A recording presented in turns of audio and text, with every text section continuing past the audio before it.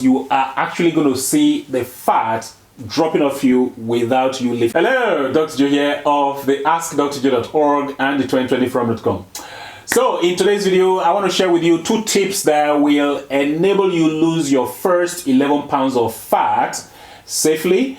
These are very practical tips, and if you apply these tips in the medium to long term, you will continue to lose the fat sustainably and safely too. There are tips that I apply in my own personal life, and that's why I want to share them with you. I could give you more tips. I can give you 7 tips, but you are going to become overwhelmed. So that's why I just want to give you 2 simple tips that you can start doing today, because it's about how you can lose your first 11 pounds. So what are these tips? By the way, they're very simple, okay? Really simple. So what are these tips? So tip number 1. And it is that 85% of the foods that you eat, they should be homemade, okay? Let me repeat that. 85% of the foods that you eat should be homemade. That is to say, you have to cook for yourself. Why is this important? Well, it is important because when you cook for yourself, you have absolute control over the ingredients that are going into that very food preparation. You've got control, which means you decide what goes in and what doesn't go in. It's as simple as that. So what about the other 15%? Well, if you want to self-indulge, that's fine. So that is to say, if you want to have takeouts, if you want to have takeaways, if you want to eat in restaurants, that's also fine, okay? We don't want to be too restrictive so that we don't feel too deprived. So 85%, that is the benchmark. 85% of the foods that you eat should be homemade. The other 50% is up to you what you do with that very percentage, okay?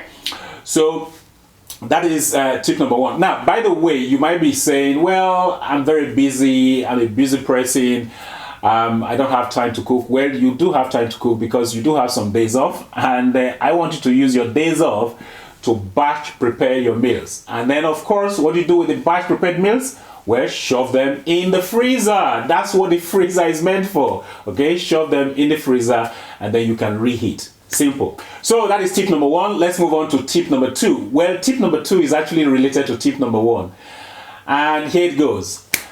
Now, because you are going to be cooking for yourself, which means you have absolute control over the ingredients that are going into that food preparation, it also means you have the choice of the right ingredients, okay?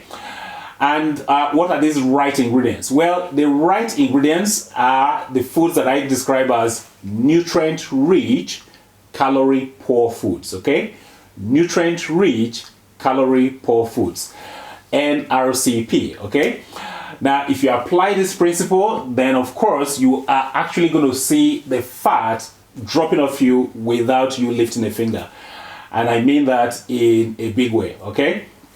Just include nutrient-rich, calorie-poor foods in your food preparation and the fat will fall off you very, very easily and safely too.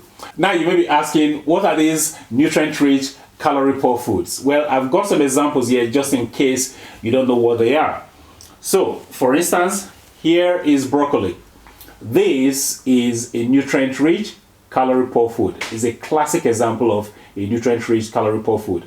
And you can make all sorts of foods with this broccoli, okay? So that's example number 1. Here's another from the brassica family. These are Brussels sprouts. Another example of nutrient-rich, calorie-poor food.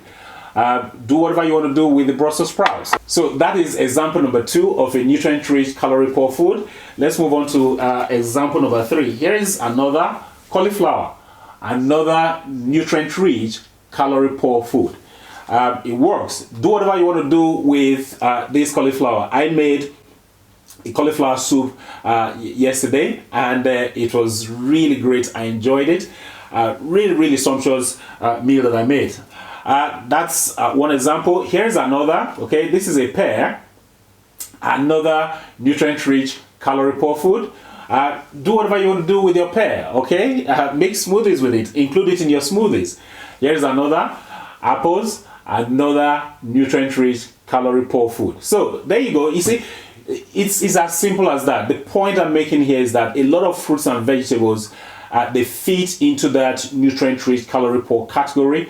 And if you apply those principles, if you include them in your food preparation such that your plate has, 60% of your plate, when you stack it up, has these nutrient-rich, calorie-poor foods, you will see the fat drop off you without you lifting a finger.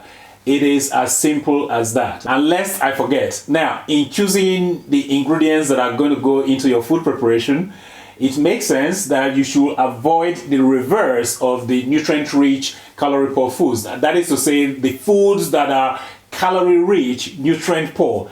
By that, I'm referring to the oils, okay? A lot of the cooking oils that you have around you, they are calorie-rich, nutrient-poor. And all they're going to do is make it difficult for you to lose the weight. And if anything, they're actually going to make you gain weight. So, best avoided in your list of ingredients that are going to go into your food preparation. So that's a very important point to make. Weight loss, we tend to make it complicated. It doesn't have to be. Just follow, very simple principles and you'll be well on your way. I did a video 3 years ago about weight loss. You're probably going to see the video pop up very shortly. When you follow these principles, you should be all right. And in here, I've made a smoothie just before, coming in front of the camera. This smoothie is a classic example of a nutrient-rich, calorie-poor food that I'm going to be consuming very shortly at the end of this video shoot. So that's all you need to do, okay? Do that and you'll be well on your way to losing the fat.